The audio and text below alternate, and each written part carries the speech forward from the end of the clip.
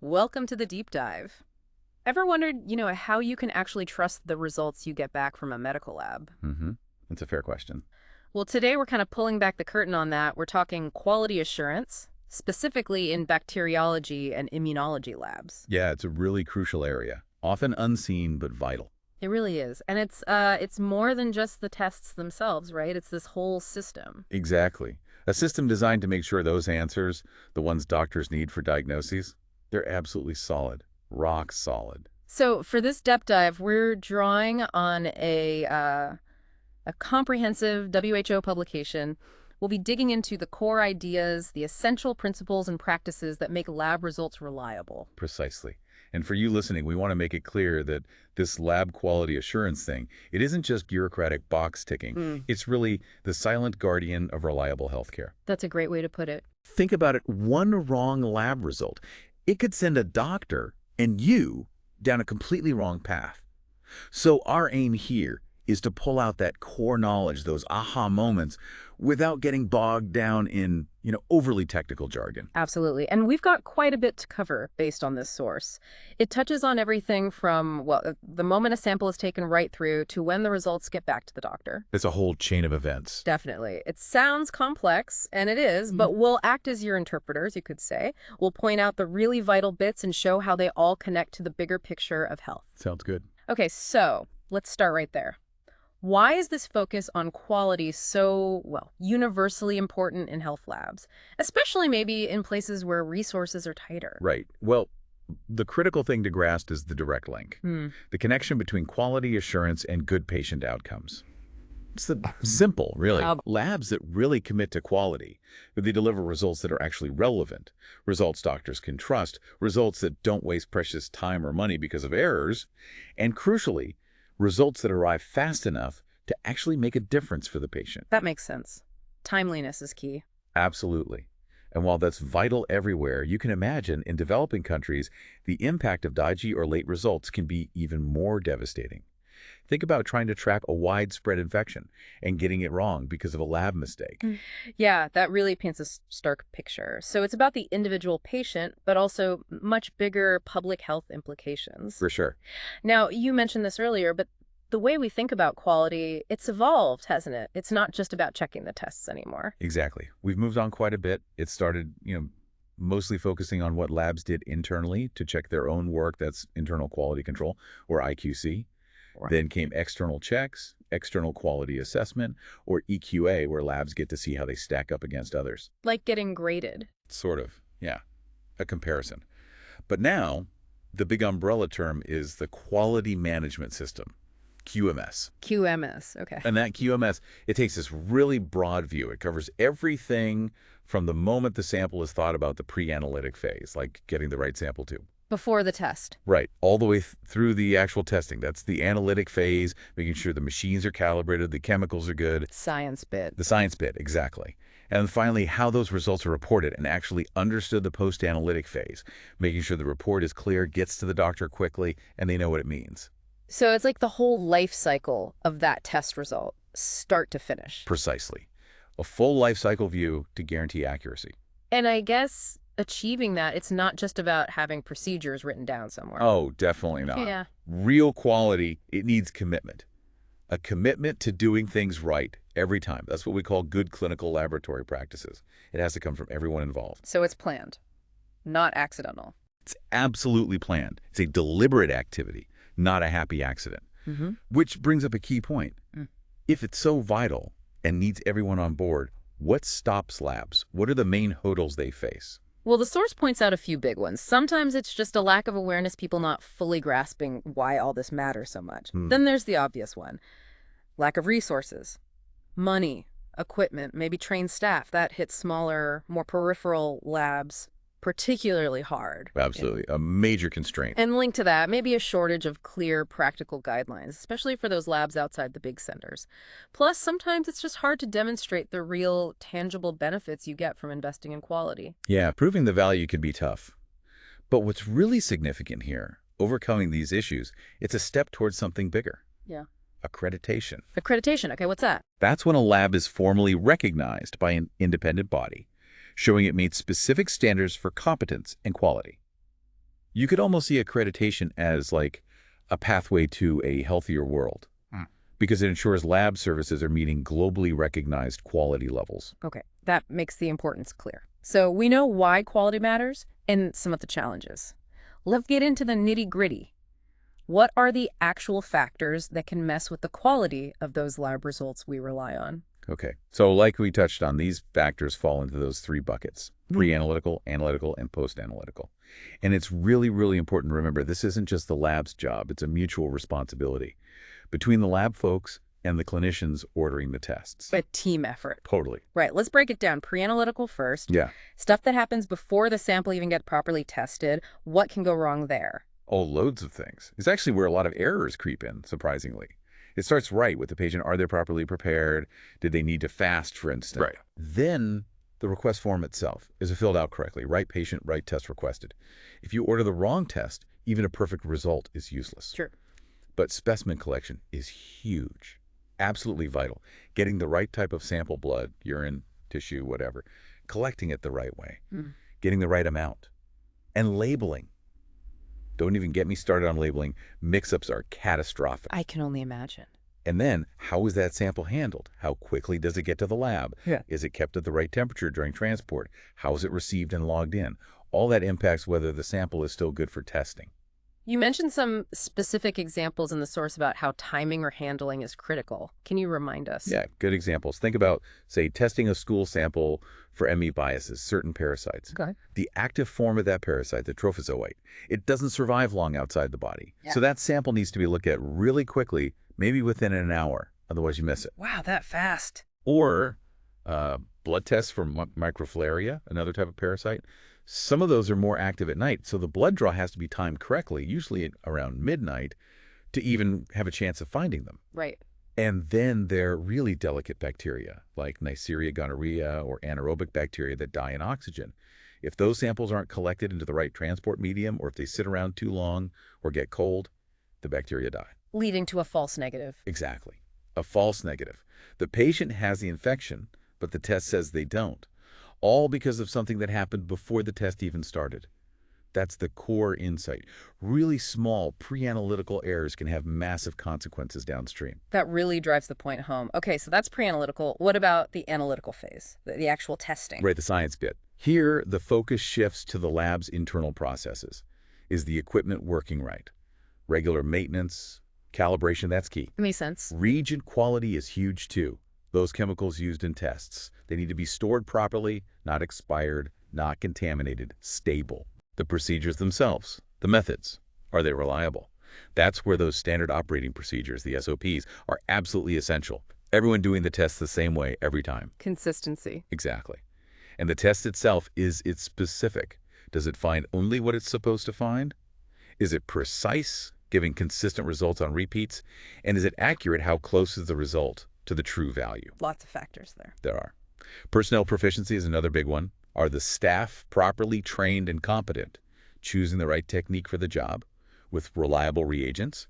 And then, of course, the internal quality control checks we mentioned and participating in those external quality assessment schemes. All crucial for monitoring this analytical stage. Okay, and the final piece, post-analytical. What happens after the test is done? Just as vital. This is about getting the right information to the right person in the right way. So accurate recording results on the right forms, including any important notes or remarks from the lab, and crucially, including the reference intervals, the normal range so the doctor can interpret the result properly. Sometimes, dialogue between the lab and the physician is needed for correct interpretation, especially with complex results. So communication is key. Absolutely. Then, verification. The final report needs to be checked and signed off by someone authorized. Accountability, and finally, timely release. Getting those results back to the clinician promptly so they can act on them. Right. It's really becoming clear just how, well, comprehensive quality assurance has to be. It touches everything. It really does. So maybe let's step back for a second. Can we get a broader definition of what quality assurance, or QA, actually is? Sure. At its core, QA is about all the planned, systematic actions needed to provide confidence that a service, in this case, a lab result, will satisfy the given requirements for quality. It's about meeting the customer's expectations, the patient and doctor. And it's also about continuously improving reliability, efficiency, and how effectively the lab services are used. There's also total quality management, TQM, which takes an even broader view looking at satisfaction for everyone involved, customers, suppliers, staff, even society, including environmental aspects. But QA is the core for the lab service itself. And how do labs track this? How do they know if they're actually hitting those quality targets and improving? Good question. That's where quality indicators, or QIs, come in. Think of them as measurable signposts, things the lab tracks to see how it's doing. Signposts, I like that. Yeah. By monitoring these QIs across all the stages, pre-analytic, analytic, post-analytic labs can spot potential problems early on, before they become big issues. Can you give some examples? What would a QI look like in practice? Sure. Pre-analytically, you might track, say, the percentage of samples rejected because they were collected improperly, or the average time it takes for a sample to get from the clinic to the lab, the turnaround time, or TAT, for transport. Analytically, you could track the number of times internal quality control samples fail, or maybe instrument downtime due to breakdowns. Right. Post-analytically, common QIs include the turnaround time for reporting results back to the doctor, or the number of errors found in final reports, like typos or missing information. I see. But there are broader ones too. Things like the number of lab accidents or safety incidents, records of staff training completion, problems found with documentation during audits, even tracking customer feedback complaints or compliments from doctors. So it covers a lot of ground. It does. And the source also mentions how crucial computer systems are becoming. Laboratory Information Management Systems, LIMS. They really help improve efficiency and track all these indicators, which boosts quality assurance overall. Makes sense. Now, you mentioned a couple of key phrases earlier associated with QA. Fit for purpose and right first time and right every time. Can you unpack those a bit? Yeah. Fit for purpose basically means the lab is doing the correct test to answer the specific clinical question being asked. Is this test the right tool for this particular job? Okay, simple enough. And right first time and right every time. That really emphasizes preventing errors at every single step, from getting the sample collection right the very first time to ensuring the analytical result is accurate every single time that test is run. It's about building quality in, not just inspecting errors out. Prevention over correction. Prevention over correction. I like that. Okay, this feels like a good point to circle back to the quality management system, the QMS, that you introduced earlier. Let's dive a bit deeper into what that actually involves for a lab. Right, the QMS. So fundamentally, it's the formal system a lab establishes to set its quality policy, its objectives for quality, and then the process is to actually achieve those objectives. So it's the roadmap. It's the roadmap, exactly.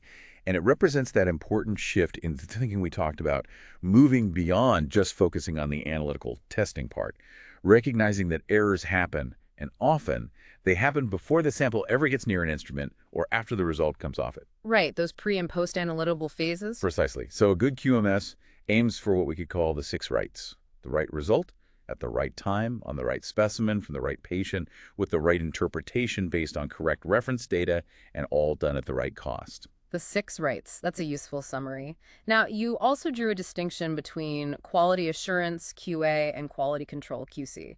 Can you explain that difference again, maybe in a slightly different way? Sure. Let's try this. Think of QA as the whole overarching strategy, the entire process designed to ensure quality throughout the lab's operations. It's process-oriented, focused on preventing errors across all phases. Okay, the big picture. Right. QC, on the other hand, is more specific. It's test-oriented. It involves the operational technique and activities used to fulfill the requirements for quality, mainly focused on identifying errors within the the testing phase itself. So QC is like the specific checks within the bigger QA plan. Exactly. QA is the blueprint for the quality house. QC is checking that the walls are straight and the plumbing works during construction. Got it. And what are the main tools, the main pillars of QC then? The 2 big ones are internal quality control, IQC, and external quality assessment, EQA. Right, you mentioned those. IQC is the internal checking. Yes. IQC is what the lab does day in, day out. They run control samples materials with known values alongside patient samples. This checks if their testing system, the reagent, the equipment, the staff technique are all working correctly right now. So immediate feedback. Immediate feedback, exactly. EQA, or sometimes called proficiency testing, is the external check. The lab gets blind samples from an outside organizer, tests them like patient samples, and their results are compared against other labs using the same method or against a target value. And the key takeaway about EQA, you mentioned it's like a report card. Yeah, it really is. It tells you how your lab's accuracy stacks up against your peers. Participating regularly isn't just nice to do. It's essential for uncovering potential biases or systematic errors that your internal checks might miss. It's about looking beyond your own four walls. So IQC checks if you're consistent day to day, EQA checks if you're accurate compared to others. What are the main benefits of doing both? Well, IQC allows the lab to catch problems immediately.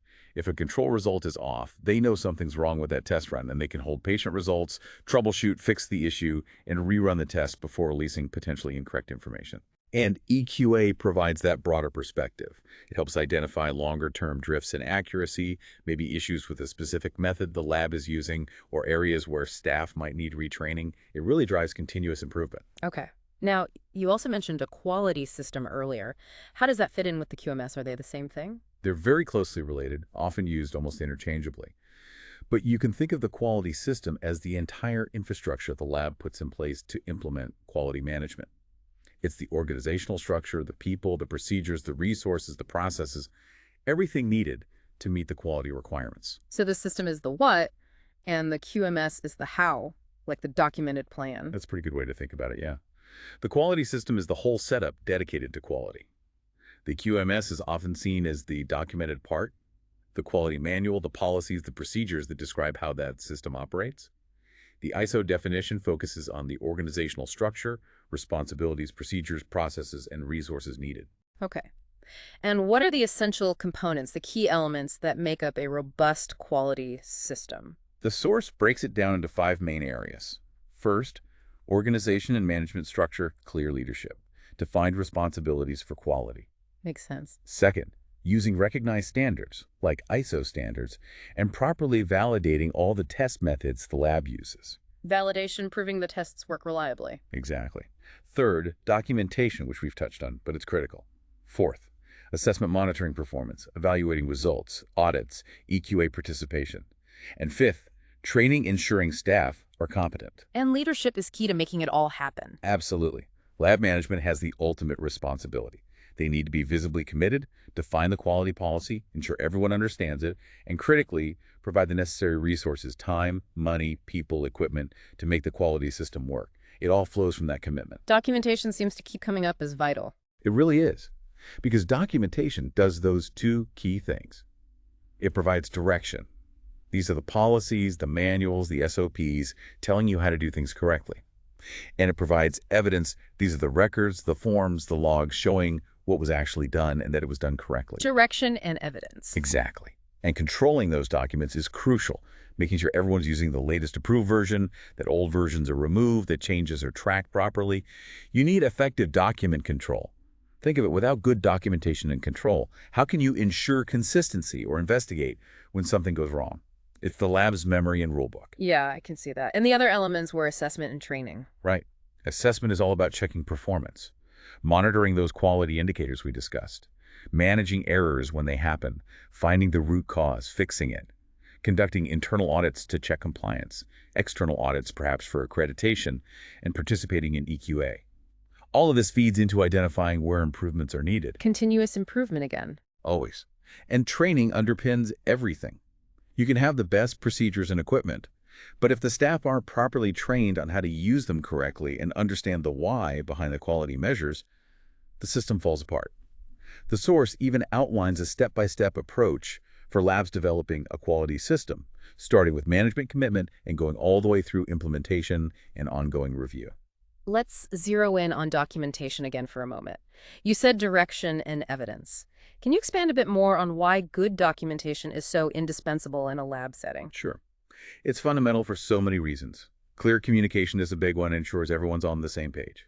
Continuity, if someone leaves, their knowledge about how to do a procedure doesn't leave with them, it's written down. Accountability clarifies who is responsible for what.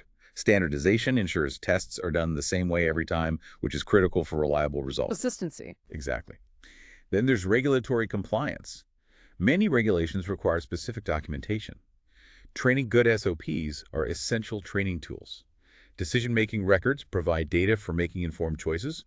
Problem investigation if something goes wrong. Documentation is your first port of call to figure out what happened.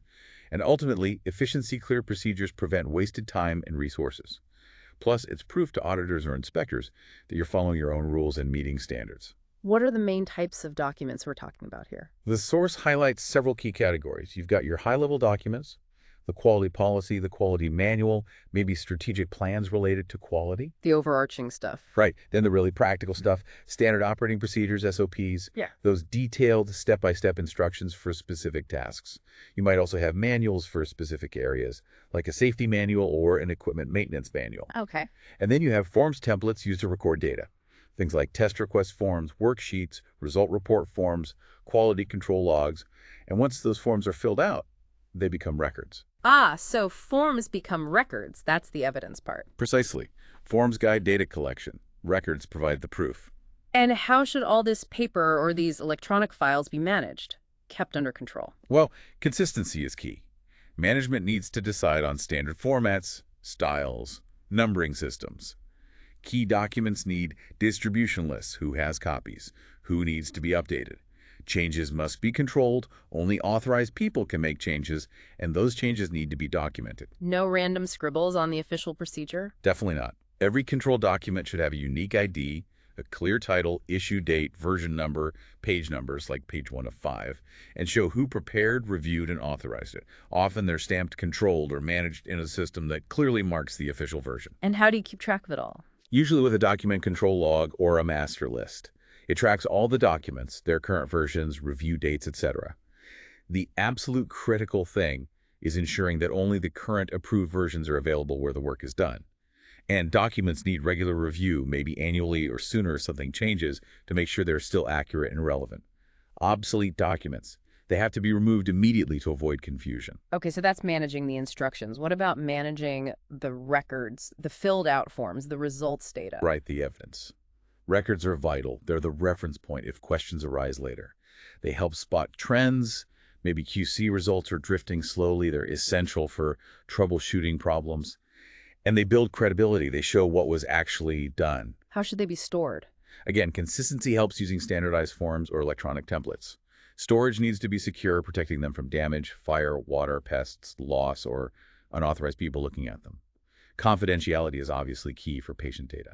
And how long do they need to be kept? Is there a standard rule? There's no single universal rule, unfortunately. Labs absolutely must follow any national, regional, or local regulations on record retention. But as a general guideline, many records are kept for at least 2 years after the report is issued. Some things, like equipment maintenance records, might need to be kept for the entire life of the instrument. The key is, whatever the retention period, the storage system must allow you to find and retrieve specific records relatively easily if needed for audits or investigations. The source mentioned some specific examples of really important lab records. What were those? Yeah, it highlighted a few key ones. The accession list or logbook, that's the master list of every sample coming into the lab. It needs patient details, date, time received, tests ordered, sample type, maybe condition on arrival, super important for tracking. Right. The test requisition form itself, that's the doctor's order. It needs clear patient ID, clinical info, test requested, sample source, doctor's details. That's a primary record. Work cards, or worksheets, these often follow the sample through the testing process. They document who did what steps, when, any observations, instrument readings, calculations, the actual results, maybe notes on QC. They allow you to reconstruct how a result was obtained. The audit trail, almost. Exactly. And finally, quality assurance records logs of IQC results, EQA performance, temperature checks, equipment maintenance, corrective actions taken. These demonstrate the lab is monitoring and controlling its quality processes. Okay. We've talked around standard operating procedures, SOPs, quite a bit. They sound incredibly important, the real backbone of consistent work. Absolutely spot on. SOPs are arguably the most critical instructional documents in the lab. They provide those detailed step-by-step guides for performing routine activities, especially in fields like microbiology, where consistency is everything for getting reliable, reproducible results. SOPs are non-negotiable. What makes a good SOP? The source lists key features. They need to be exhaustive enough to cover everything, but still simple and clear enough to be easily followed. They must be accurate. They should cover all relevant pre-analytic, analytic, and post-analytic steps. They have to be readily available to the staff doing the work, like right at the workbench. They need to align with the lab's overall quality policy. They must be reviewed periodically and updated whenever procedures change. And crucially, They must be followed strictly. That last point seems key. It's not enough just to have them. Not at all. Strict adherence is paramount. The best SOP in the world is useless if people don't follow it. Ideally, they should be written by the people who actually perform the task, using language they understand. And they need to cover everything needed for that task sample requirements, equipment, reagents and safety, QC, the procedure steps, how to interpret results, limitations, all with quality built in. And they're controlled documents, too. Yes, absolutely. There needs to be a formal system for preparing them, getting them reviewed and approved by authorized people, distributing them, managing revisions, and importantly, training staff on them before they're implemented. What's the typical structure you'd expect to see in an SOP? Generally, it starts with identifying information. The lab or section name, the SOP title, a unique code or number, the version number, issue date, who it's distributed to, and importantly, the names and signatures, or electronic equivalent, of the author, reviewer, and approver. And page numbering, of course, like page X of 1. Yeah, and the content, the actual procedure. The source gives a really detailed breakdown, often presented in a standard format. Usually includes purpose and scope, what the procedure is for and what it covers, definitions, abbreviations, explaining any jargon, responsibilities, who does what, principle, the scientific basis of the test, method, the core step-by-step instructions, often very detailed, maybe with flowcharts, sample details, type, volume, collection method, labeling, rejection criteria, transport storage, how to handle the sample before testing, equipment materials, list needed, including maintenance instructions, reagents, preparation, storage, expiry, QC checks, quality control, what controls to run, frequency, acceptance criteria, recording, procedure, the actual step-by-step actions, performance characteristics, accuracy, precision, sensitivity, specificity, known interferences, results interpretation, how to calculate, validate, report results, units, reference intervals, critical panic values, limitations, when the test might give misleading results, false, positives, negatives, precautions, safety warnings, references, links to other relevant documents or literature, appendices, supporting charts, tables, forms. Wow, that's comprehensive. It needs to be. For example, an SOP for identifying bacteria might explicitly state you only report the final ID after specific confirmation tests are done. Or it might include steps for daily preventative maintenance on the equipment used. The source also had some practical tips, some do's and don'ts for writing better SOPs. Yes, some really good advice there. Things like, do make sure there are no gaps or overlaps between different SOPs and no conflicting instructions. Yeah. Do make sure they're easily accessible right where the work happens. Do reference standardized methods where appropriate. Do write SOPs for all activities that affect quality. Do have an SOP on how to write SOPs. Rita? Exactly. Do train staff thoroughly. Do review them regularly. Do make them detailed enough for someone less experienced to follow. Do have them reviewed by the people who actually do the work. Yeah. And do validate the procedure described. And some don'ts. Well, implicitly, don't have conflicting statements. Don't hide them away in an office. Don't just assume people know things. Don't forget to review and update them.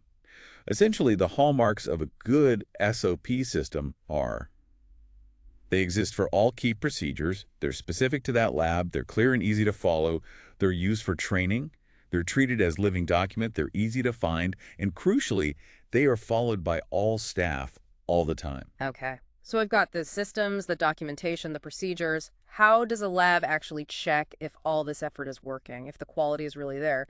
That brings us to assessment, right? Exactly. Monitoring and evaluation, they're fundamental parts of the quality system. They're the tools you use to measure how well you're doing. What are the main goals of doing that monitoring? Several key things. Confirming that your processes are consistent day to day. Alerting you quickly if something starts to drift or change. Helping you understand the impact if you do make a change to a process. Identifying opportunities for improvement, where can we do better, and providing objective evidence, actual measurements of your performance. And what should labs focus on monitoring? It depends a bit on the specific lab section and the tests they do, but the general principle is to focus on the areas that have the biggest potential impact, positive or negative, on the quality of the final result that goes to the doctor. High-risk steps, critical control points. Now, the source spends quite a bit of time on external quality assessment schemes, EQAS. We touched on this, but let's dig in a bit more. What's the core idea again? EQAS is basically about interlaboratory comparison. An external organizer, often a reference lab, sends identical blind samples to a group of participating labs. Blind meaning the labs don't know the expected result. Exactly. They test these samples using their routine methods, just like patient samples, and send their results back to the organizer. The organizer then compares each lab's results to the known correct answer, if available, and of the ward to the results from all the other labs. It's a powerful tool for assessing the accuracy of a lab's performance in a real-world context compared to its peers. It challenges the entire testing process, from sample handling on arrival to final result interpretation. So it's more than just checking if a machine is calibrated. Oh, yes. It assesses the whole system's output for that specific test. It really measures accuracy and comparability between labs. What are the main objectives? Why should a lab bother participating? There are several really important goals: monitoring their own ongoing performance and the effectiveness of their internal QC, establishing comparability of results between different labs, which is vital if patients move between hospitals, for instance, influencing labs to improve the reliability of their testing, identifying labs or methods that might have problems, providing mechanisms to help fix those problems, facilitating information exchange, supporting accreditation efforts, and acting as an educational tool for staff. And what are the tangible benefits for the lab itself? Direct comparison with peers, seeing how you stack up. It's a strong educational stimulus. Poor performance often motivates improvement. It builds credibility with clinicians and accrediting bodies. It gives health authorities insight into overall lab quality in a region, helping them target support. And for the lab staff, it provides objective evidence of their quality, helps minimize errors through self-appraisal, and can highlight specific training needs. How does an EQAS program actually work, step by step? Typically, there's an organizing lab, usually a well-equipped central or reference lab. They prepare or obtain suitable EQA material. They send out questionnaires initially to gather info about participants' methods. Then they distribute the EQA panels, the samples, to all the participating labs. The participating labs test the samples and submit their results back by a deadline. The organizer collects and analyzes all the data. They often issue a preliminary report quickly with the reference results. Then they do a full analysis, looking at overall performance, variations between methods, etc., and prepare a detailed final report. This report, usually anonymized regarding individual labs but showing overall trends, is sent back to all participants, often with recommendations for improvement. Sometimes certificates of participation are awarded. What makes an EQAS program effective? What are the success factors? Voluntary participation often works best. Best labs are more engaged. Confidentiality of individual lab performance is usually crucial to encourage honest participation and avoid labs feeling punished. The feedback should be constructive, educational, not accusatory. It should clearly identify unsatisfactory performance, but focus on helping labs improve. The organizer acting as an advisor, offering support, is really beneficial. And the scheme needs to be relevant to the participating lab's actual work. What features make an EQAS particularly valuable? Clinical relevance: the samples should mimic real patient samples. Comprehensiveness, covering a good range of important tests. Versatility, maybe offering different test combinations. Adequate frequency quarterly is often cited as ideal for good monitoring. High-quality material, stable, homogeneous, safe to handle. Including repeat specimens sometimes helps assess consistency. Timely feedback is essential. Their labs need reports quickly to act on them. Clear reports showing individual performance trends. Having enough participants improves the statistical reliability of comparisons. And independence: the scheme shouldn't be biased by commercial interests. You mentioned scoring systems sometimes. How do those work, especially in microbiology? Yeah, scoring can help labs quickly see how they performed and whether corrective action is needed. It also helps compare performance over time. In microbiology, simple semi-quantitative systems are common.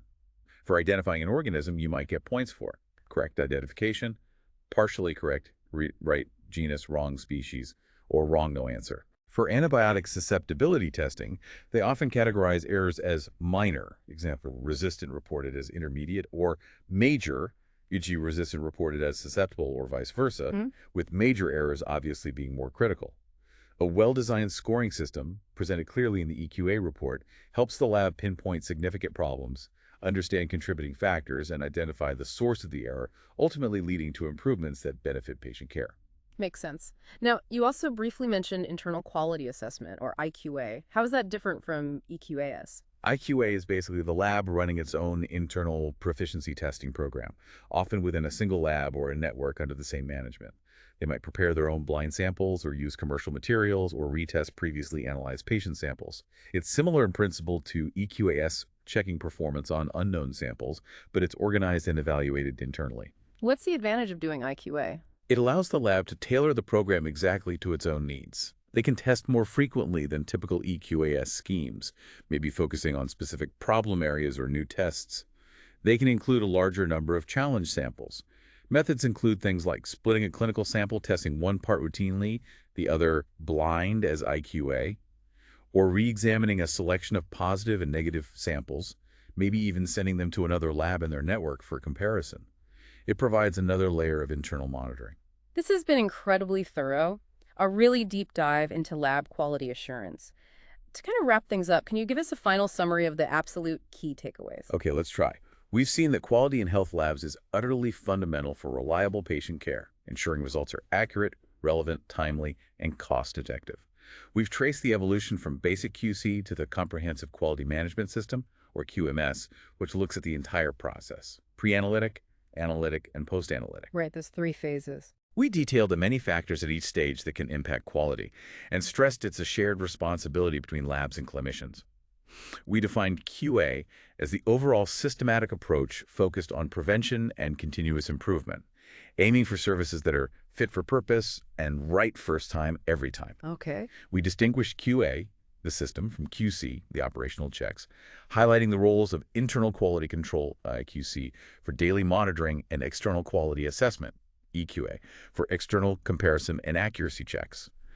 And we underscored the critical importance of robust documentation SOPs providing direction, records providing evidence, along with effective document control, thorough training, and ongoing assessment through monitoring, audits, and EQIQA. It's a whole interconnected system. Yeah, the real aha moment for me listening to all this is truly understanding that lab quality isn't just about doing the test correctly in the middle.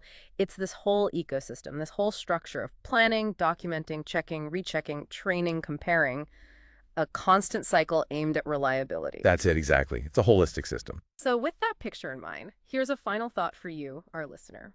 Think about the sheer amount of rigorous effort and systematic checking that goes into producing the lab results that underpin so many healthcare decisions. Knowing about this complex, often invisible, quality assurance machinery behind the scenes, how does that perhaps change your perspective when you hear about medical diagnoses or treatment plans based on those results? Maybe it prompts you to wonder more about specific accreditation standards like ISO 15189, or how different quality indicators are used in the labs that serve you. Something to ponder.